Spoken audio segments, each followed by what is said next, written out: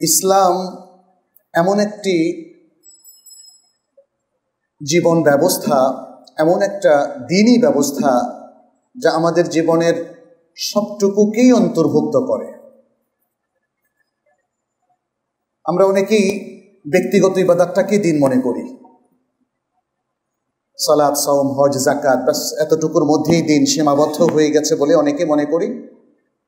আমাদের যে সামাজিক জীবন, আমাদের যে অর্থনৈতিক জীবন, পারিবারিক জীবন, কিংবা আরও অন্য যে ইন্টারাকশন আছে ব্যক্তিগত কিংবা সামাজিক, সেক্ষেত্রেও যে দিনদারি প্রয়োজন, এটা আমরা অনেকে ভুলে যাই। বিশেষ করে যারা কালচারালি দিন প্র্যাকটিস থেকে একটু দূরে, অথবা সাধারণ পরিবেশের মধ্যে যারা লালিত পালিত হয়েছেন, তাদের মধ্যে এটা বেশি দেখা যায়। মসজিদে যাওয়াটাই তাদের কাছে শুধু দিন, কিংবা সিয়াম রাখাটাই শুধু দিন। এই জন্যে ব্যাপকভাবে যদি আমরা লক্ষ্য করি আমাদের মুসলিম সমাজে, বাংলাদেশ কিংবা অন্য যে কোনো মুসলিম সমাজে, দেখবেন যে অর্থনৈতিক কর্মকাণ্ডের মধ্যে অধিকাংশ ক্ষেত্রে দিনদারি খুঁজে পাওয়া যায় না। আর আমাদের দেশের কথা বললে তো মনে বাহুল্যই হবে যে এখানে অর্থনৈতিক কর্মকাণ্ডে এত অসততা, এত দুর্নীতি, এত ভেজাল, মানে মনে হচ্ছে যেন কেউ মনেই করে না যে এর মধ্যে দিনদারি আছে। সেই দৃষ্টিকোণ থেকে অর্থনৈতিক নির্দেশনা পরিপালনে দ্বীনের ইত্তেবায়ের গুরুত্ব, এটা খুবই গুরুত্বপূর্ণ একটি সাবজেক্ট। অর্থনীতির মূল জিনিসই হলো যেটাকে কোরআন হাদিসের ভাষায় মাল বলা হয়। মাল, সম্পদ। মাল শব্দের বহুবচন আমওয়াল, দুটো শব্দই আল কোরআনে বিভিন্নভাবে এসেছে। আমরা আয়াতগুলো একটু পরে আপনাদের সামনে উপস্থাপন করব। ইসলাম যে পাঁচটা জিনিসকে প্রত্যেক মানুষের জন্যে, প্রত্যেক পরিবারের জন্য, প্রত্যেক সমাজের জন্য, প্রত্যেক রাষ্ট্রের জন্য, বরং পুরো বিশ্বের জন্য মোস্ট অ্যাসেনশিয়াল বা অতীব জরুরি বলে ঘোষণা করেছে, তার মধ্যে হেফদুল মাল, সম্পদের সংরক্ষণ এবং সঠিক ব্যবহার, এটা অন্যতম। এটা চতুর্থ। প্রথম তিনটি হলো হেফজুদ্দিন, দিনের হেফাজত, দিন মেনে চলা, দিনের যত নির্দেশনা আছে সেটা মেনে চলা। দ্বিতীয় হচ্ছে হেফজুন নাফস, প্রত্যেক মানুষ এক একটা প্রাণ, সেই প্রাণের হেফাজত, প্রত্যেক মানুষের জীবনের হেফাজত, এটা হলো হেফজুন নাফস।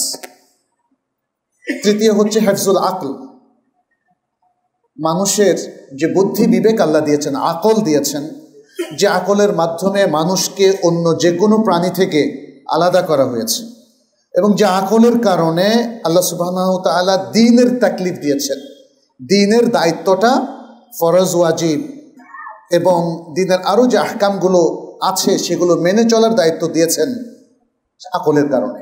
এই জন্য বলা হয় আল আকলু মানাত আত-তাকলিফ।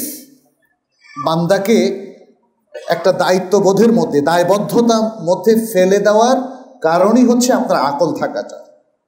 এমনকি কোনো মানুষের আকল যদি কার্যকর না থাকে, যেমন সে যদি বেহুশ হয়ে যায়, অথবা সে যদি তার মেমোরি লস করে, স্ট্রোক করে, তখন তার কোনো আর তাকলিফ থাকে না। তাকে সালাত পড়তে হয় না, তাকে সিয়াম রাখতে হয় না, কিছুই করতে হয় না, কারণ তার আকলটা কমপ্লিটলি অকার্যকর। এটা হলো তৃতীয়। আর চতুর্থটা হলো হেফজুল মাল, প্রোটেকশন অফ ওয়েলথ, সম্পত্তির হেফাজত, সংরক্ষণ। এর জন্য ইসলামী শরিয়া একগুচ্ছ চমৎকার বিধান দিয়েছে, যে বিধানগুলো কিন্তু দ্বীনের অংশ। সেটা নিয়ে আমরা আলোচনা করব যে সম্পদ সংরক্ষণ এবং হেফাজতের মাধ্যমে ইসলামী শরিয়ার লক্ষ্য উদ্দেশ্যটা কি, কি চায় মানুষের কাছে ইসলাম, এবং এই লক্ষ্য বাস্তবায়নের জন্য কি কার্যক্রম ইসলামী শরিয়া আমাদেরকে দিয়েছে, কি বিধান দিয়েছে। তাহলে বোঝাই যাচ্ছে এগুলো হচ্ছে দ্বীনের অংশ। আর পঞ্চমটা হচ্ছে হেফজুল ইরদ ওয়ান নাসল, মানুষের মর্যাদা এবং বংশধারার হেফাজত, সেটা আরেকটা ইন্ডিপেন্ডেন্ট আলোচনা, আমরা সেটা আরেকদিন করব। এই 5টা জিনিসকে যে কোনো ব্যক্তির জন্য, যদি সে একজন দিনদার মুসলিম হয়, তার জন্য মোস্ট অ্যাসেনশিয়াল বা সবচেয়ে অতীব জরুরি বিষয় হিসাবে এগুলোকে নির্ধারণ করা হয়েছে, ঘোষণা করা হয়েছে। আরবিতে এটাকে বলা হয় আদ-দারুরিয়াতুল খামস। আদ-দারুরিয়াত আল খামস, 5 মোস্ট অ্যাসেনশিয়ালস অফ আওয়ার লাইফ, আমাদের জীবনের 5টা অতীব জরুরি বিষয়।